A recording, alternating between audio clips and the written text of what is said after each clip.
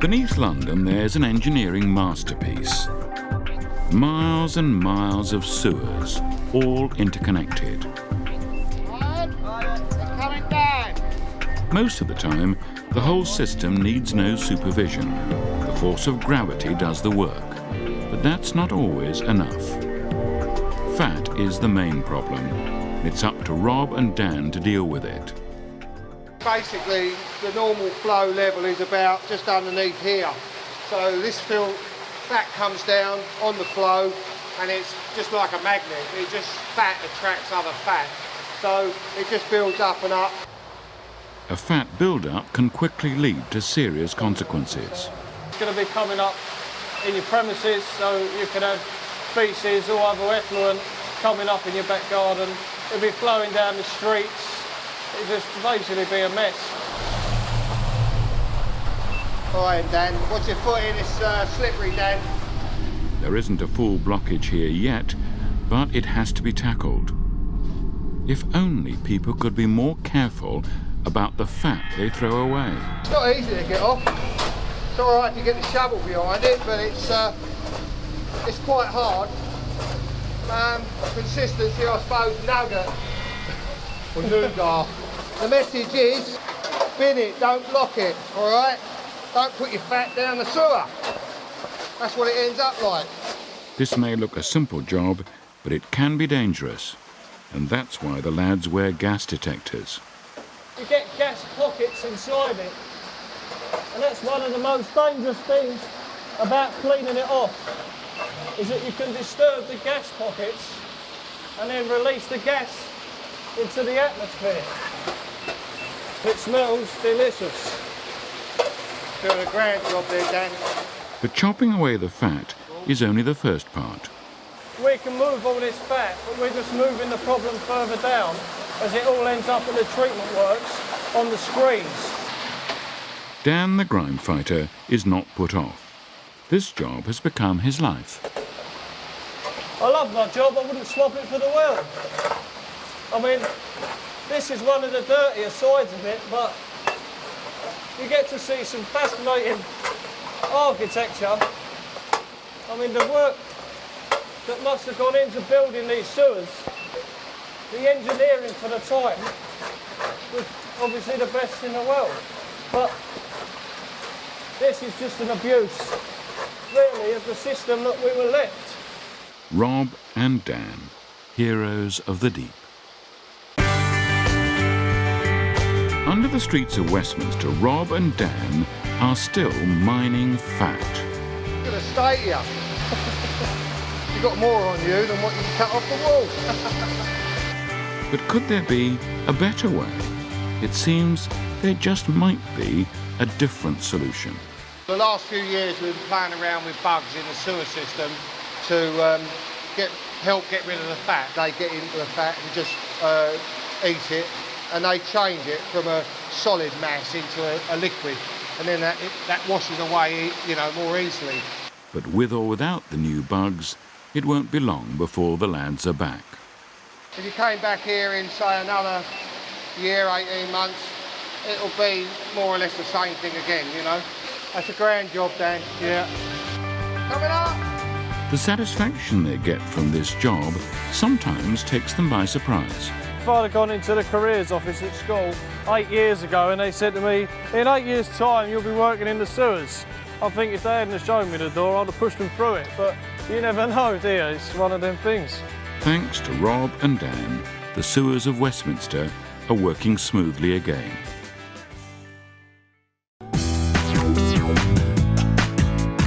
In central London, beneath the bustling streets, there are over 40,000 miles of sewers.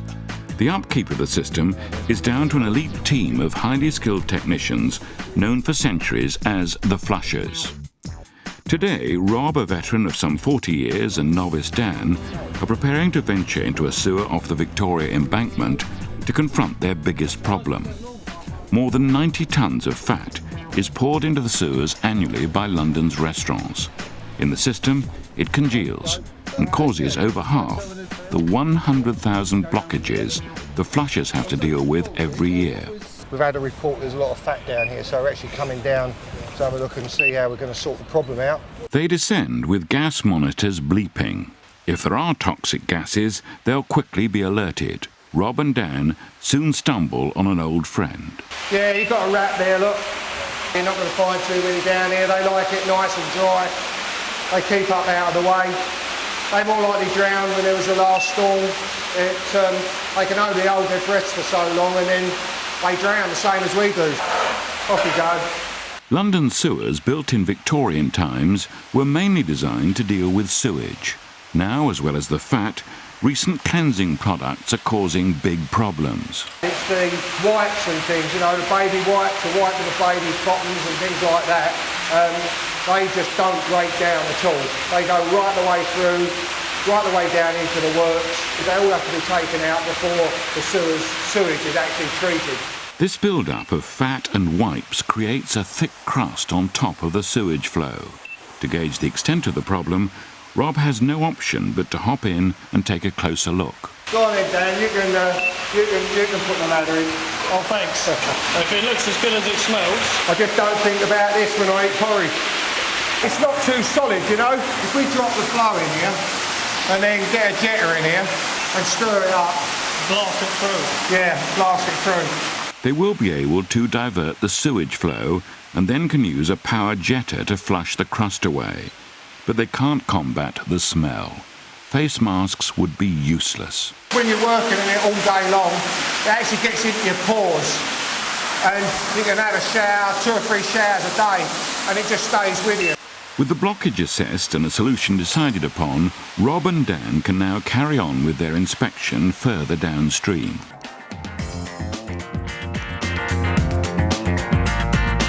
In central London, sewer flushers Rob and Dan are continuing their daily schedule. They're about to look at another sewer run off the Victoria Embankment in Westminster. Descending into this Victorian brick-built sewer, it's soon obvious that conditions are quite different from the modern, concrete-clad system they came across this morning. The fungi that you see growing here grows on the fat and slime that's on the wall of the sewer. I don't think it's edible. I'm not going to try it to find out. I mean, as you can see, the flow coming through here is peak flow at the moment. We're, you know, sort of up past 12, 1 o'clock. Everybody's going to lunch, everybody's having their breaks and going to the toilet. This is sewage, as you can see. But in that, there's fat, there's rags, and everything else that shouldn't come down into the sewer system. As they go further down the flow to the bottom of the stairs, they can retrieve some samples from the build-up for closer inspection. The main cause of the problem, as ever, is thousands of baby wipes that don't degrade, and the congealed fat from the restaurants above. This is the solid fat that's been down here for quite a while. You can see it there, that's solid. And this stuff is a mixture of fresh fat, and then this is all a mixture of toilet paper and everything. That's a wipe. As well as the fat and wipes causing so many problems, there are other regular blockages that Rob can't really do much about. Well, I'm not the Pope and I wouldn't sort of say don't use condoms, but try using maybe a few less. But I don't know what the answer is to that one. I suppose we'll have to live with that. You wonder the size of the people that the condoms have actually been used by, because they're bloody enormous. Might fit Danny. Danny's been up Leicester Square. He's saying he was up there the other week, so, you know, might be one of his down there. I'll put it in the bin. That's it. Bin it, don't block it. That's it. Danny's got the motto. Dealing with the unpleasant contents of the sewers is most people's idea of hell. But to Dan, with only 2 years' experience on the job, life couldn't be better. It's like a bit of a thrill, isn't it? If you had to think about the job that you do and what you were actually involved in, it would probably turn a lot of people's stomachs. There's not many people get to walk around under the streets of London. There's so much goes on that so many people don't know about. So, after a detailed assessment of the build-up, Rob now has a plan of action. That extends for about, I would say, about 30 or 40 metres up the line. It goes right the way through down the embankment. I would imagine there's somewhere in the region of a few tonnes of fat anyway. So basically, we're going to get a jetter in and we'll flush that through. Rob and Dan can now head back to the surface and make their report. In the coming weeks, a team will be back to lower the flow in the system and flush the build-up away, and the blockages in the sewers were quickly washed away by the flusher teams. To the southwest of London lies the leafy suburb of Twickenham. On this day, everything here seems calm, but all is not as it seems. There have been reports of, shall we say, smell in the neighbourhood. And that means business for Grimefighter Joe and his team. Oh, lovely, look at that, nice one, yeah. It's a blocked drain. See how deep it is? Put the glass in. These splashbacks. I think what we have to do, we have to put the jet down. It's just more of a flexible hose. A bit more. We've got sort of little nozzles on the end which forces the pressure. We've got 3 at the back, and then we've got 1 in the front which should clear the blockage. 9 times out of 10 it does. Yeah, sorry mate. It's just working its way down towards the main sewer now, and obviously there's a blockage in the main sewer. The hose will just keep going. Joe settles to the task with a will, but it ain't working. He's going to have to get to the root of the problem. So the sewer is running right past the property. So what we're going to do now is we're going to check the main on the corner of the road and see if that's blocked or not. So we're going to look at that now, eh? Oh, there you go, the main's blocked.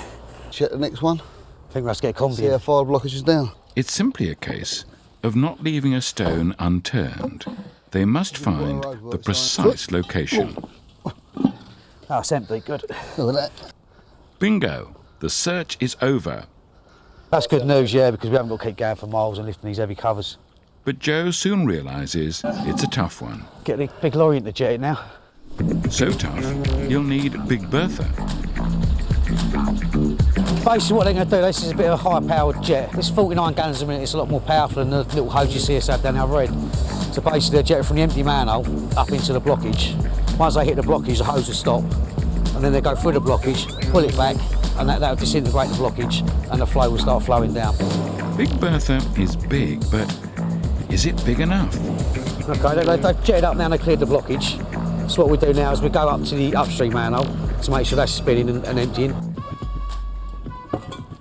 Bertha has done her stuff, but not wishing to be picky, where is the smooth flow? Joe decides to jettison the jetter. This is a suction lorry. Basically what we're doing, we're going to suck that lump of rags and fat out, because obviously we leave it in, it'll go downstream and cause another blockage.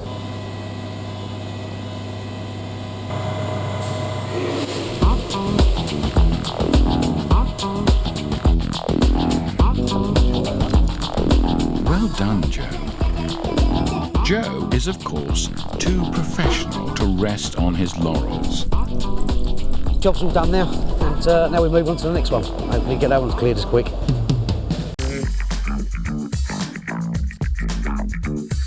It's early evening in a rain-soaked Wolverhampton, and for restaurant inspectors John and Faye, it's the start of another evening's shift, keeping a watchful eye on some of the city's 500 eateries. On their roster tonight is a local Indian takeaway due for a routine inspection. It's often quite good to have a look at the menu just so you sort of familiarise yourself with the types of food they're doing, so that allows you to ask perhaps the appropriate questions, and if there's anything slightly unusual you can sort of question them about that if you need to. After getting togged up, first John always seeks out a basin to wash his hands. We're trying to encourage businesses to sort of follow good hygiene practices, so it's really good if businesses are seeing, you know, we've come in, before we do anything, we wash our hands. You know, it's just sort of encouraging them to do the same, really. Also, it gives you a great opportunity to make sure they've got the necessary hand washing facilities available. Another thing you can do when you go to wash your hands is actually check that the basin has been used, i.e. is it bone dry. Sometimes you walk into a premises, you go to wash your hands, they've been preparing food for a couple of hours and the sink's bone dry. This one was wet. Okay, I think I've just broke your hand dry. Slightly embarrassed about his rough treatment of their towel dispenser, John heads outside to inspect the back of the restaurant. We often come out into the sort of the behind the scenes bit, if you like, outside the rear door, sort of to check the condition of the land surrounding. Unfortunately, you just missed a rat run across the ground. Now, obviously, we don't want to see accumulations of waste and things that are going to harbour rodents, because if you encourage rodents into an area, near a food premises, you've got the risk, then the additional risk of them finding their way inside. Not great with the door left open. Like I said, I did see a rat. Now with the door left open, they run the risk of the rat running straight into the food premises, which is obviously a complete no-no. So one thing we will be saying is make sure that the door's kept shut. For John, this inspection hasn't really got off to the best of starts. First impressions aren't particularly good. Obviously we'll have to move and go inside and look more detailed, but just walking through didn't look particularly clean. The structure looked in poor condition. Outside we've seen a rat, we've seen accumulations of waste. I think we perhaps need to get inside and look a bit more closely at what's happening inside. In Wolverhampton, restaurant inspectors John and Faye are continuing their inspection of a local takeaway. Within 5 minutes of arriving, John has already seen a rat at the back of the premises, and the general state of the restaurant hasn't impressed. Let's just hope a closer look at the kitchen proves more to his liking, but measuring the temperatures in the fridge and the state of its appearance isn't a good start. There's a slight problem with the temperature control in the fridge. Some of the foods are at a temperature higher than they should be. It's not helped by the fact that these strips have perished. As well as being perished, as you can see, they're also mouldy and really quite dirty in places. So obviously cleaning of this particular piece of equipment isn't up to scratch. Next, Faye's a little concerned about the microwave. Well, it's looking to be quite damaged and it's like peeling off, so debris and dirt has gone down the back of it, so it could start affecting the way the microwave works. For John, the building itself could also do with a bit of attention. We've got some missing tiles here, obviously exposed some bare plaster. I can see where sort of food splat has occurred, so we'd therefore be looking for those tiles or a repair job to be done there to make sure that that is easy to clean. Also, when you've got a situation like that, you could have sort of physical contamination getting into people's food, lumps of tile, plaster, paint, etc. So there's problems aplenty, but nothing so far that could be deemed as serious. Next up, though, will be the cooking areas. At the Indian takeaway in Wolverhampton, restaurant inspectors John and Faye are wrapping up their surprise routine inspection. All John's got to do is check out the cooking area. The cleaning in the sort of the areas you can see isn't too bad. It's the more hidden areas, beneath equipment, behind equipment, and the more inaccessible areas, that's where cleaning's is particularly bad. The sort of thing we're looking at here has been here longer than a couple of days, probably a couple of weeks, maybe as long as a month, that sort of level. So the restaurant's had its fair share of problems with too much food being left out at room temperature, the overall condition of the building itself, and the need for a really thorough deep clean. But it's the good food handling practices that they've seen in the kitchen that's impressed John and Faye. We often think that the most critical part is the handling practices, although the place perhaps needed a bit of structural improvement and some improved cleaning. The fact that they're handling the food in a safe manner does give us some confidence, and we can sort of walk away thinking, yeah, people are safe to eat the food that's produced there.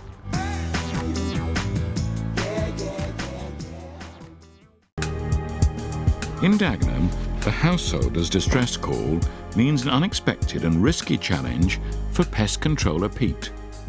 Getting late in the evening now, but we had to leave this one a bit late. We're doing a wasp nest. It's very rare to get them this time of year. Usually they've died out and the females are all gone somewhere to hibernate, but this one's really active. We're having to keep the bedroom window closed all the time. I noticed them coming off the roof and near the gutter and then going in, and there were so many of them. My son-in-law tried to put a bit of filler actually to stop them getting in, but because there were so many of them trying to get in, it was a bit dodgy and he'd get stung. So he did his best, but it didn't seal him off. But Pete is a professional. It's down to me. If anyone's going to get stung, it's going to be me who's going to get stung, and it's most probably down to my stupidity. So if I take the precautions right and measures right, I shouldn't get stung. The wasp's nest is in the loft. The trouble is, they still think it's summer, and they're still very much ready for action. As you can see the size of the wasp here, it's a female. The workers are half the size of these. They pack more venom and more sting. Apart from that, they all hurt, regardless if they're big or small. Pete has the advantage of surprise, for now. Getting a bit leery now, the wasps. They're all going to be on us in a minute, and I've just been stung on the leg, and that hurts. I'm going to isolate the nest with just ordinary pyrethrum spray. This will stop the wasps when if they do come out, they'll just stay back hopefully in the nest. Right, so now I'll get my D5. This will kill them. Wipe them right out. Well, what I'm going to do, I'm going to make a little incision. Rather him than me. I can feel the wasps in there now. So what I'm going to do is then fill the hole up with fire cam. I'm also going to put one at the bottom here. Well, the actual fire cam's in there, and what it's doing, it just I don't know, it just literally mullers them. They just can't stand it. There's one there coming out with fire cam all on him, look. And you see, look, how it's reacting, look. It's not really happy, is it? Okay. Basically, it takes about 2 hours for the fire cam to work in the nest and kill them all outright. But Pete wants to remove the nest straight away. It could go wrong. Everything can go wrong. You know, it could be, I could pull the nest a little bit and it'll break somewhere and then they'll all come out at me. So I've got to be a bit careful. Okay, what I'm going to do is whack that over like that. It's often said a wasp's sting in winter is more powerful. I've just been stung again. Despite being stung twice, Pete gets the nest into the bag. Leave that there a minute. As you can see, what with the spray I've put in there as well, they're sort of going a bit mental in there, buzzing around. For Pete, just another victory. You're going to be one happy bunny now. The wasps are all in there, you can see the size of it. Oh. And there. So I'll see you next year for another one. Oh, I hope not. Thanks to Pete, one Dagenham family can get back to normal. I can leave my windows open there. And leave Pete to examine his prize. It's amazing. It's all done on segments. Look, as you can see, look, there's like little joins there which holds it together. Now he makes a surprising discovery. You actually see that we've still got some more grubs to hatch out, as you can see here, which is really amazing for this time of year. They're going on about the ice cap melting and all that. Well, I mean, I know nothing about all that. I'm no scientist, but I know that all the insects this year has been going on longer than it has done the last few years we've been doing pest control. Get that put away. Get ready to be incinerated. The future for the planet may look bleak, but not for Pete. He's off home. Sometimes when you eat out, it may be better not to see the kitchens. They can be a serious source of food poisoning. But our hard-working band of Grimefighters don't have a choice. In Wolverhampton, Johnny and Faye, 2 restaurant inspectors, are on their way to check out a fish and chip shop. Hiya. Oh, I'll check a few details with you first. Basically, I'll go through food handling practices. Faye's going to be talking about handling practices, and I'm going to be kind of doing an assessment of the structure. I'll be looking to make sure that it's effectively proof against pests, that it's kept clean, and that equipment's clean and in good repair. Johnny begins his search. The kitchen's not exactly spotless, but at least there's no sign of pests. It isn't long, though, before Johnny reveals a problem. Okay, so that's a bit concerning. It looks like we've kind of got some dried, potentially dried blood. Now, rather alarmingly, there's a cucumber. Yes, it's wrapped, sort of lying in the blood. That material there contains bacteria because it's from raw meat. Oh, yeah, I know, but end of the day, some royal everything to clean it.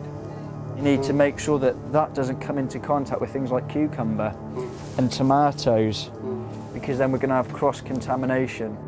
Johnny patiently explains the position, but it's not clear that his explanation is fully understood.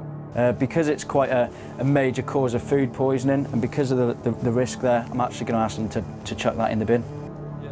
Meanwhile, Faye wants to check that they've been using the correct working practices. So, apart from the sanitizer, what other cleaning products have you got? What other things do you use? The bleach.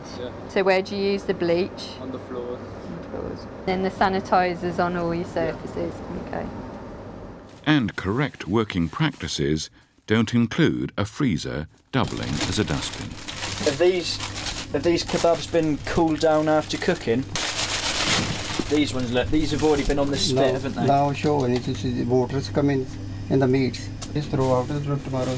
Well, why is it in the freezer if you're going to throw it out? This is smelling outside there. This is lot smelling. But what's better, to have a bad smell outside or contaminate the food that you're going to serve to customers? Despite the owner's excuses, it seems that food which should be in the bin could be being sold to customers. What is that? Is that fish scraps, Yes, is it? Yeah. Some take them out. This one's an all of in bin today. Tomorrow come in bins and everything. See, how long have you had all that for? All weeks. I think it's more important that you get them straight in the bin, okay? It soon becomes clear that this little shop is full of horrors.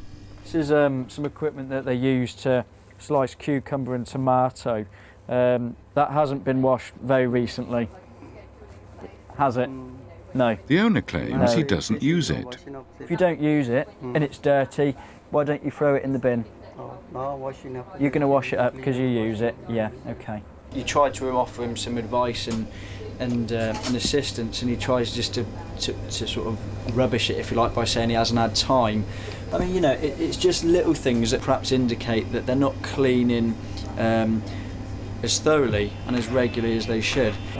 The restaurant is far from perfect, but Johnny and Faye have decided that this is not the moment for sudden and drastic action. There needs to be some improvements, so a revisit will happen in a couple of months.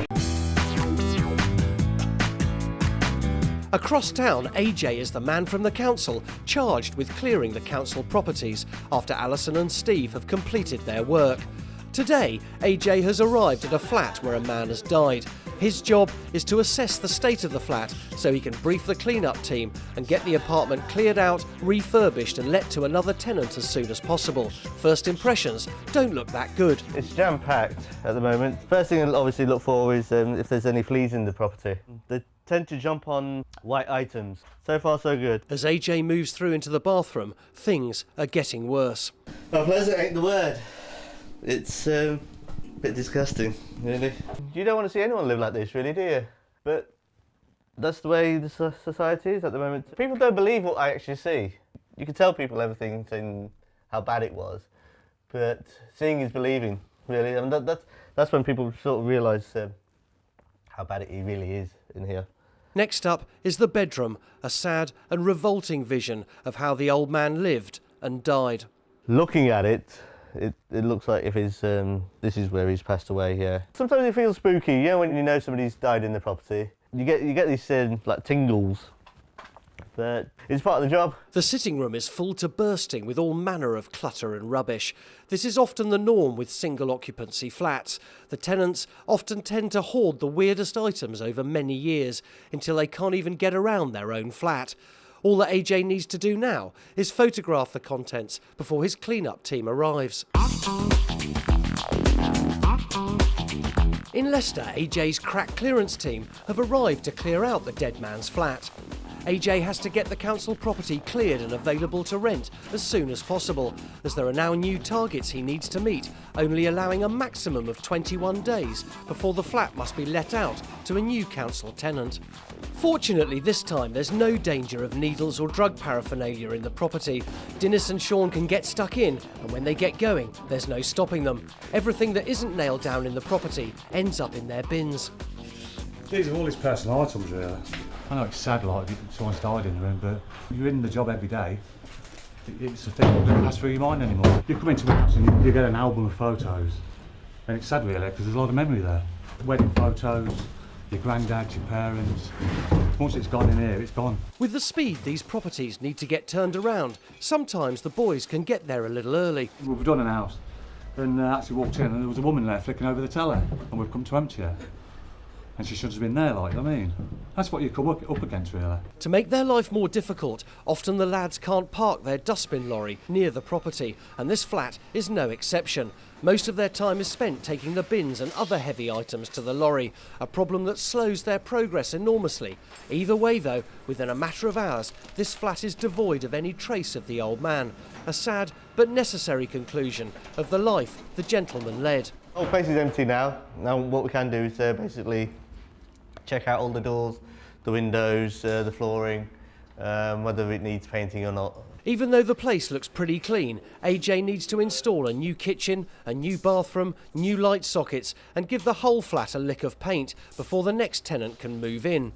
Often AJ will recharge the previous tenant for any damage to the property, even if it means getting payment out of the deceased person's estate. But on this occasion, he puts it all down to wear and tear and there's nothing to pay. Within just a few days of making the renovations, the flat will be let to a new and hopefully grateful tenant. A flat in a Gloucester council house has recently been abandoned. City Inspector Andy Whitewood has come to inspect. So we're just going to have a look and see what it's like. Oh dear, not one of the best ones. Bizarrely beneath all the mess is a recently renovated flat. I've got a dog, unless the entire family was eating dog food. Goodness me. But there we have got evidence of flies and maggots. Oh dear me. It gets worse. Andy knows nothing of what happened here, but whoever lived here cleared off in a hurry. People live like this and think it's some sort of statement against somebody else and they're the ones that are going to suffer. Just preparing food in this sort of conditions can't have been healthy. No more so than life in the living room. Andy finds clues about some of the characters in this squalid story. Oh, that's not the former owner. It seems there was a dog. Excrement. And a couch potato. He was a drinker and a smoker. It looks like it just gets even better as we go through. The dog mess is bad enough, but there could be worse to come. God blimey. Hasn't been flushed for a while by the looks of it. But I mean, there's all the cleaning stuff here. It's just a shame that it never seemed to have got used. Andy already knows the previous tenant was a dog owner, but just what kind of owner soon becomes clear. Oh dear, I think we found the dog kennel. I don't think the dog went for regular walks. God, straight. I mean, this just shows a total lack of respect for anybody's health, including their own. Oh dear me. Yeah, the dog used to open the handles with his teeth by the looks of it. Andy's seen enough to make his assessment. We're looking at about £1,000 to clear it. And while it's empty, it's a potential target as well for squatters and vandals. The quicker we can get it relet, the better. And in order to do that, Andy will call on the services of extreme cleaners Dave and Asa. A lot of excrement and rubbish in there. Some nasty food surprises as well in the kitchen. So you should be finished in an hour or so. Back in Gloucester, extreme cleaners Dave and Asa are preparing to tackle the filthy flat. Hopefully it's not a smelly one. But Asa soon discovers that his optimism is misplaced. Oh, it stinks of dog. Oh, you can smell it as soon as you come through the door, can't you? They quickly identify the source of the terrible smell. Oh, this is where the dog's been staying. Yeah. Oh, I can smell it. As dog owners themselves, Dave and Asa find it hard to understand. Oh, it's disgusting. I mean, I wouldn't put my dog and lock him up in a room like this. Well, I wouldn't lock him up in a room full stop, but the dog needs exercise, it needs fresh air. Basically, it needs to poo on the grass, doesn't it? It's just not right. You find claw marks up the doors and he's trying to get out. It is sad, real sad. But whatever the reason for this sordid situation, there's a job to be done. Asa is new to filth fighting. Well, I was doing 3 years at college doing bricklaying. Obviously, the building industry's gone down and there's no work going.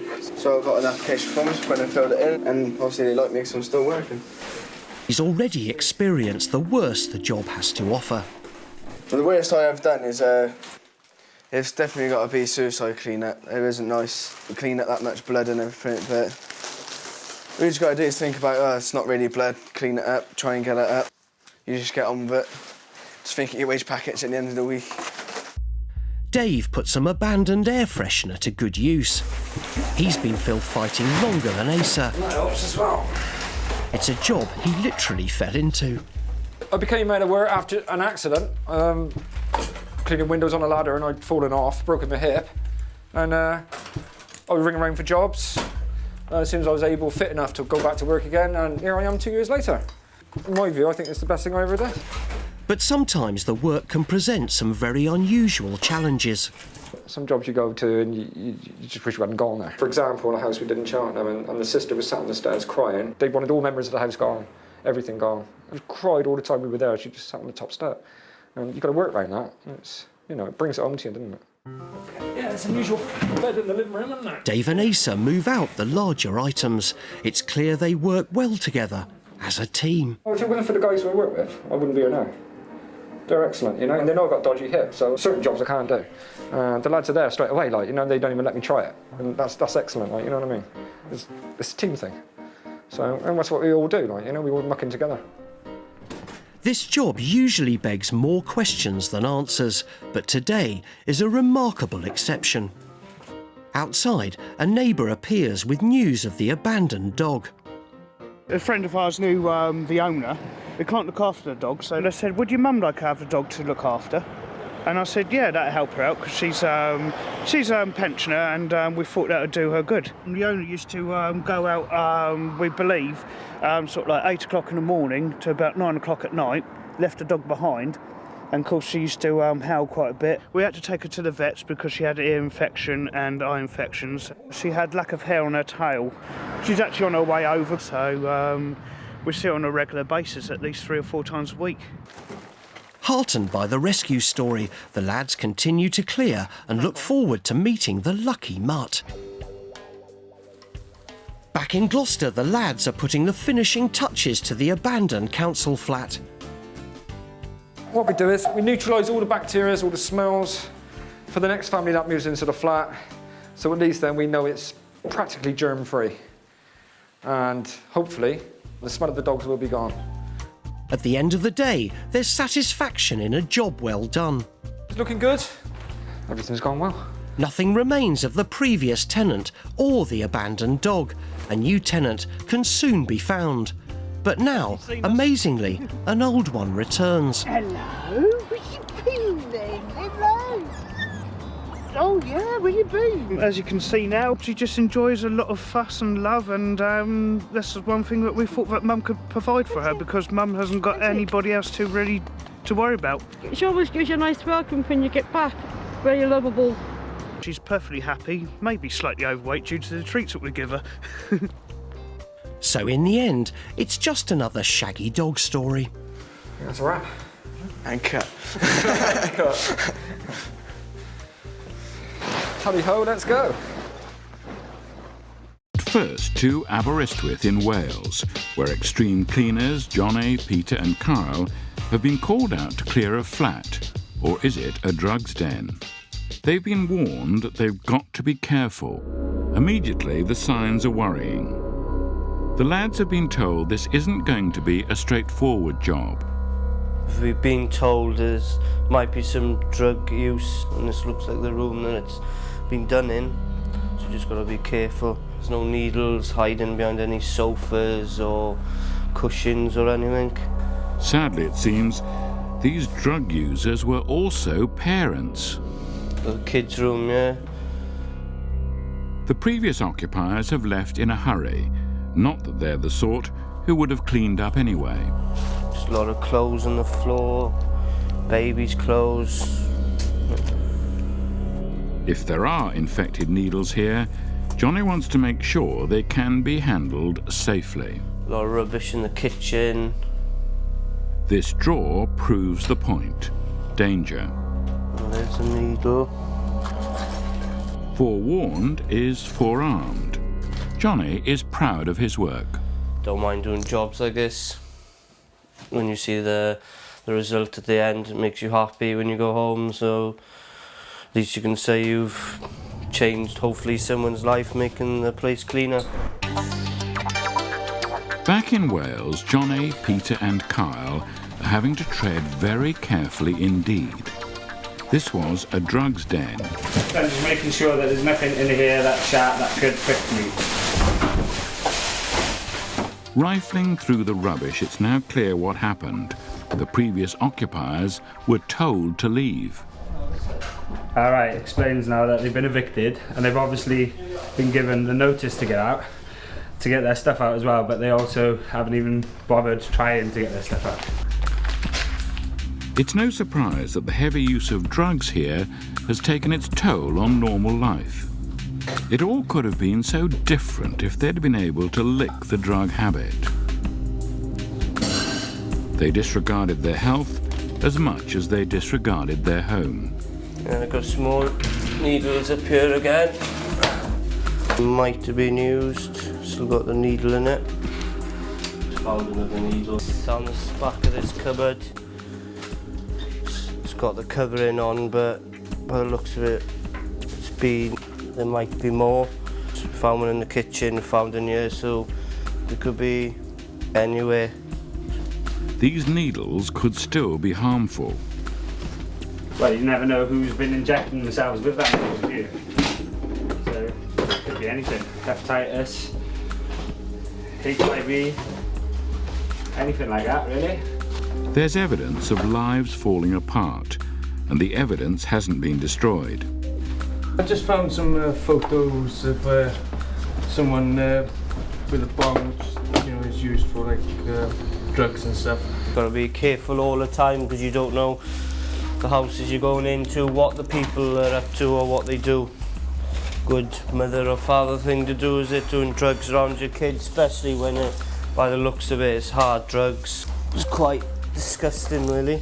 Like, it makes me quite angry to see this sort of stuff going on, around children. There's not much we can do about it. In Aberystwyth, John A., Peter and Kyle see an end in sight. The drugs den has almost been cleared. It's looking good. Not far off there now. We've cleaned all the other rooms. It's just these sofas. Just having a look to make sure there's no sharps in the sofa before we actually carry it down. There are inevitably ups and downs in this job, but at least there's variety. It's just something different every day, It's the longest you're at a job is a couple of days, really.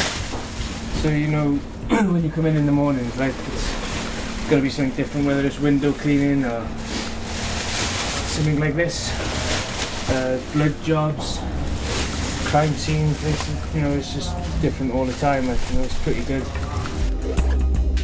Johnny and his team think they've got the measure of this place, but there's one more surprise. Looks like the handle off a pickaxe or sledgehammer or something. Pickaxes and needles, it's all in the day's work, and it all has to be cleared. Just got the carpet left in there, then just give all the rooms sanitised to kill any germs. At last, the property is safe for the decorators to come in and renovate. It's another transformation from the horrors of the past to healthy living. Job well done, yes. We need Grimefighters. They make the world a better as well as a cleaner place. In Barking, Peter the pest controller has arrived at a premises to continue his confrontation with one of the country's most unwelcome household guests. Right, we're in Barking and I've got a cockroach job. I was called out yesterday and the infestation's quite bad, so I've got to come back and sort it out more thorough and seriously. Cockroaches are one of the most difficult pests to eradicate. Legend has it that they are the only creatures that could survive a nuclear holocaust. They also spread diseases like dysentery, typhoid and gastroenteritis. All in all, a revolting and formidable opponent for Peter. I come here yesterday and I found loads of cockroaches, all different sizes, from nymphs to adults, on all the cupboard areas. If we can have a look in this one here. As you can see, we've got a couple of cockroaches down the side here. Most jobs I go to, you only see telltale signs, which are like all black dots from the faeces, which gives you evidence that there is cockroaches there. They're more nocturnal. If you've got any big infestation, as we've got in this kitchen, you will actually see them running around during the day, as I will point them out going around, because I can see a few now. If you can see one, you can identify the species, which we've got the German cockroach here. But this house, for some reason, If you can see loads of them running around, which you can, you know that the infestation's been going on for a long time. If you come here at night, the floor would actually get up and literally move. All the cupboard areas will move. I've spoke to the owner as well, and she said it's a nightmare. For Peter, and most importantly his clients, to have a chance at all of getting rid of the cockroaches, understanding their life cycle and how they live is vital to potential success. I'll carry this around for the people, as you see the owner here, and I'll explain, like, there's the adults, which we have here, and then you've got the egg capsule, which is that at the back, which they carry. Then you've got your nymph, and then your nymph stage, as you can see, as they're getting bigger, as they molt out, they get bigger and bigger. And then on the last molt, they produce the wing cases, and then that's how you get the adults, which then sexually mature for breeding again. This life cycle lasts about 3 months, and in that time, a single female will release thousands of eggs to add to the infestation. To get rid of cockroaches, the only successful way is the use of poison. The one thing you mustn't ever do is tread on them. You never ever crush the cockroach, especially females. If you stamp on them, you're dispersed in the eggs. The eggs are going to hatch out anyway. So you don't want to spread the infestation even bigger. Peter, the council's pest controller, is preparing to unleash his tube of poison on the unsuspecting infestation of cockroaches. To them, though, they'll initially think it's Christmas. If a kid wanted a lollipop or see any sweets, they would run for the sweets before they would eat their dinner. And that's the same with this, which I can actually show you in this house by putting a little drop down and watching them run to it straight away. The cockroaches are normally nocturnal, but it just takes a little drop of the poison to coax them out of their slumbers. It's secondary poisoning. Once the adults eat it, or the nymphs eat it, if they die, and an adult will eat another adult, which is dead, or eat a nymph, which is dead, then they will get secondary poisoning and they will die. As Peter starts to inject the sweet-tasting poison wherever he can that's safe to the children in the house, it gives him a little time to reflect. I love this job. It's one of the best jobs I've found on destroying stuff. I do a lot of hunting anyway. I've got firearms, I do a lot of deer stalking, but the best thing I enjoy more than anything is catching rats. I know it sounds silly about going hunting, but I do like conservation as well, especially the endangered species. I mean, if the German cockroach becomes endangered, and we found them, I'd try and set up some form of group and try and get them back together again. After injecting the poison all over the kitchen, it's going to be about 4 weeks before Peter knows whether his plan has worked, but he's sure it will. All the cockroaches will go, and I'm very confident. Come back in 4 weeks and you'll see a difference. You've got to be confident in this game, because if you're not, you're letting yourself down and you're letting the public down. And at the end of the day, that's what I'm here for, to help the public. In Leicester, a new recruit, Craig, is being shown the ropes by Kevin. They've been sent to clear a house abandoned by the tenant. So you see, Craig, it's all a bit of a doddle. Yeah, it doesn't look too bad anyway, does it? No. Not in here anyway. Look at it. This should be fairly easy. Yeah, it don't look too bad. Might be in for an easy day. That looks like a dark hand pointing upstairs. It's not a good sign. Oh, the smell. Smell already. And the lad's mood quickly changes. Oh, you basket. Ooh. This one takes a biscuit. Even Kevin is taken aback. I can't. I'm going to be... It's bad. That's bad. That's human waste in there. Oh, need some of it. That one is bad. I won't be eating no biscuits after this job. No. I won't be eating for the next 2 days. You can do the toilet, Craig, I'll do the bath. Yeah, right. Get some fresh air. The smell's rife, it really is.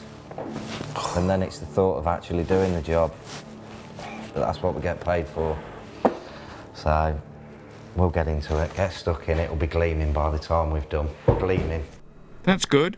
Being positive, it shouldn't take too long. Fill the bath up with bleach, fill the toilet up with the bleach, get a good rodding, and hopefully, fingers crossed, it'll go down. So, Craig, how was it on your first day?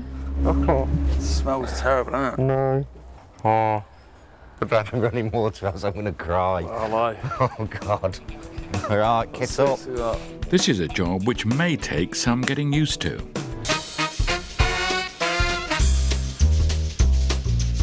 In Leicester, rookie Craig is facing a tough initiation task. This time they know what to expect, and it's horrible. Craig's first week, so it's his first dirty job. Here we go. The only consolation is that it doesn't get very much worse than this. I drew the short straw on this job. Definitely. No, I do feel sorry for him though, but hey ho. Somebody's had a go at cleaning this out. Tried to use that for that. Even grime-fighting veterans like Kevin sometimes feel it's all too much. I'm going to spew. Well, I feel bad already. I'm going to go. If only machines did it all. That's the wet and dry. You can use it obviously to suck wet stuff up and dry, and today, by the looks of it, it's a bit of both in there, so here we go.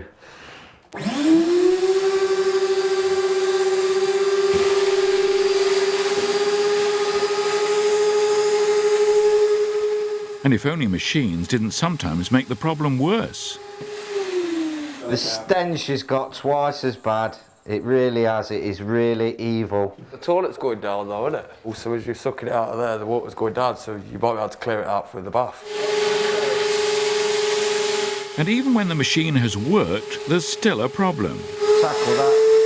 No. Ah, that's full. Craig? Yeah? This machine needs emptying now. Yeah, where though? You can't even get in the back. It's your job to empty it. Where are we going to empty it though? Because you can't get through the back door. Yeah, no, we can't. We'll sort it. It's at times like these that Grimefighters have to take a break. You're going to have a bite to eat now, have us breakfast. Yeah, have a minute's break and then get back in and tackle it again. Craig doesn't admit to doubts about his new job. Kevin does it for him. Made me feel ill then. Oh, it smells horrendous. We're not paid enough to do this. It does make us... No, it does make you wonder why. It does.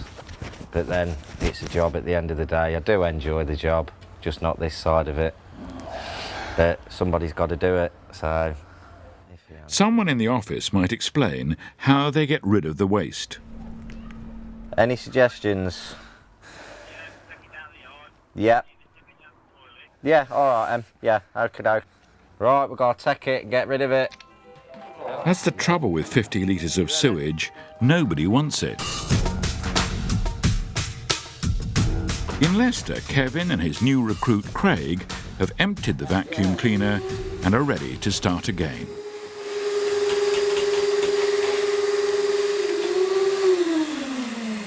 Is it full of water?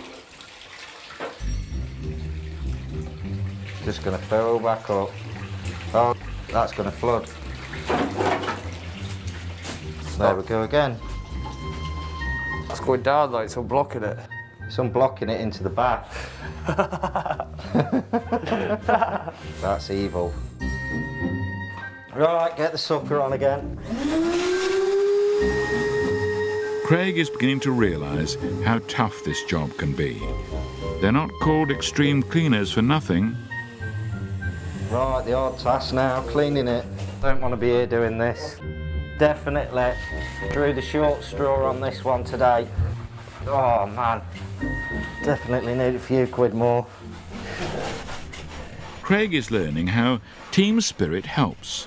They're in this together. But even when this stage is over, a lot of work remains. The builders come in and rip the lot out. So this job just seems completely a waste of time. But never mind. Oh, it smells getting worse. The more you're disturbing it, the worse it's becoming. It's been a rude awakening for Craig. At least he's not been sick yet. That's the main thing. Yet. But yeah, he's doing really well. It's not the sort of thing you want on your first week. Smelling a bit fresher now anyway. Yes. There's still the mark of the big black hand downstairs. Right then, mate, because you're taller than me, you can reach up there, can't you? It's just one of those days. will it ever end? This is the worst I've ever seen. I wasn't expecting this. Craig is left to his own devices while Kevin finishes off the bathroom. Hell of a lot cleaner. Smells fresher anyway, that's the main thing. They've given the builders who come in next a much easier task. That's right now. I think that's about it then. Yeah. As Craig works on, Kevin reflects. Even with his experience, this house has got him down. I just know if it were a member of my family, you know, you'd step in, you'd never let it get to that state, so... But when the hard work is completed, there's satisfaction. Gleaming. I'm happy with that. The marathon is over, and thanks to 2 determined Grimefighters, victory is theirs. For Kevin and Craig, it's definitely time for a shower and a rest.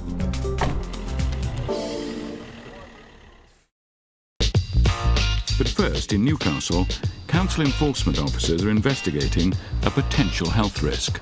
And the team, led by Tracy, soon discover there's nothing potential about this one. So this is a property that we've had reported to us that's supposed to be filthy and verminous, supposed to be a lot of faeces, so we're going to go in and do an assessment. We've got our contractor here to give us a quote. An elderly couple live here, and they've had to move out. Tracy's task is to assess the situation and take action. It smells filthy, smells like faeces. Rotting food. Rotting food, just general dirt and rottenness. Even for this team, it's one of the worst cases. There's bags of rubbish all over. There's a build-up of grime on the floor. What appears to be used toilet roll all over the place. The bath appears to be full of toilet roll. Appears to be faeces on the wall here. Obviously transferred from someone's hand. And the kitchen's no better. Well, obviously there's been a fire in here at one point. You can see the walls and ceiling are black with smoke. The front of the cooker has melted. I'm guessing that's from the fire as well. Just generally filthy. The fridge door's missing, but they've still been using the fridge. Food's starting to rot in there. I'm not opening the freezer. Tracy can only wonder who would live like this. They couldn't cope due to maybe age or being infirm or unwell, and people often don't want to ask for help, so they get into this state and they can't see a way out of it, so it just gets worse and worse and worse. So hopefully we'll be fit to step in and get the necessary people involved. Next door, Tracy makes a bizarre discovery. Well, you do have to wonder why there's so many soft toys here, but lots of people collect lots of different things. If that's this person's hobby, then that's their hobby. Who are we to judge? Whatever it is, it's not a teddy bear's picnic. Now the property has to be cleared and made safe. But it's not that easy. The legislation that we're doing it under doesn't allow us to dispose of everything, because obviously they're people's personal possessions. It only allows us to dispose of things that are prejudicial to health or unwholesome or harmful to health. What you would class as rubbish, somebody else has treasured for a long, long time. It is difficult sometimes. Okay, it's not very good in here. Obviously this is the fridge door that has come out of the kitchen. There's a lot of cuddly toys, a huge amount of cuddly toys. Bears at one moment, and now it seems a flea circus. I think I've just been bitten on the leg, so there's every chance that there is some sort of pest in here, possibly fleas or something. Tracy decides that swift action has to be taken. We want to get the tenants moved back in here as quickly as possible, and we need to get the property cleaned up, because if there are pests or vermin in here, we need to get them eradicated, so as they don't start spreading down the block. Back at the Newcastle property, a Grimefighters team, Steve and Decca, are joined by a new recruit, Jack. And it's a good thing these walls can't talk. But this is nicotine stained. I think the walls would have originally been this colour rather than the brown, like the on the outside. I think this is probably faeces from people's hands. There's mess everywhere, but first things first. I'm going to start with doing the bathroom. because it's like pretty bad state, plus we might be needing it during the day. So hence the reason I'm doing that first. It's my speciality. Nobody else does it.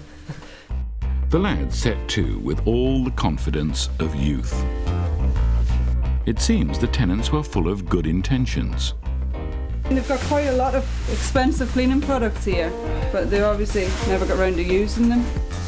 Brand new, never used. As the team disturb the rubbish, they wish they hadn't. I hate the smell of rotten food. It's one smell I don't like. I don't like any smell, like rotten smell, but rotten food gets me more than anything else. Like feces and things doesn't make me feel like I want to be sick, but rotten food really catches you in the back of your throat. And for the new boy Jack, it's a baptism of fire. It's stinking, there's food all over the place, dirty rubbish, stuff that's been lying there for years, so it's just disgusting really. Some people live in houses like this, you know, so it's horrible. No, I think the fridge and the toilets really freak everyone else out, but I actually get more satisfaction from getting them cleaned up. That's why I always do them. That's horrible. Then how it smells. Yeah. And is he seeing things? The rubbish is moving. Something is moving, but it's not the rubbish. I mean, look at the size of that for a bit of lava, I'd say. Be a nest in here somewhere. Right, oh, there it is. How many types of insect did David Attenborough say there were? I think the larvae, haven't come across them. The whole place will need fumigating. Oh, they're fleas. See it jumping? Now we've found fleas and beetles throughout, and that we haven't even got down into the depth of the rubbish yet. Another nest of them. They've just been breeding. People's been sleeping on it. It's shocking, isn't it? How people can live in this day and age like this. There's another nest there. Decker believes this is a war we're losing. 10 years ago, you would go in a house once, maybe twice a year to do something like this, but now it's just getting more and more common every other week. There's been droppings found. Steve makes a new discovery. Down here, a couple of like droppings. Further up the food chain. Small rat or a large mouse by the look of it. I think it's probably more likely going to be a rat. Yeah. We found this in the cupboard under the stairs. Looks like a crunchy or something. You can see the teeth marks, the rat's teeth marks in here. And rats mean the threat of disease. So the toys are toast. Any of the vermin or any of the insect could have been on these teddy bears and will not be aware of it. So it's just hygienic really to get rid of them. Debbie can't be sentimental. In this case, toys aren't us. The team will soon be back for a deep clean. Back in the Newcastle property, the deep clean team are hard at it and are proud of their achievements. I left this bit because obviously, just to give an example, because it still looks quite dirty, this is the sort of difference that we've come up with in the ceiling. On my kitchen's all brilliant white tiles, which is nice and easy to clean. A lot easier to clean than this. See you later. Job done. The lads leave the house for Tracy to give it the once-over. All's left now is for the fumigators to come in tomorrow and spray the property to get rid of all the cockroaches and flies and fleas, etc. And then all we need then is a new kitchen. Almost all the contents have been removed. Before there can be any new tenants, the house will have to be fumigated. In future, we can only hope this vast array of cleaning products won't be wasted. Hope springs eternal.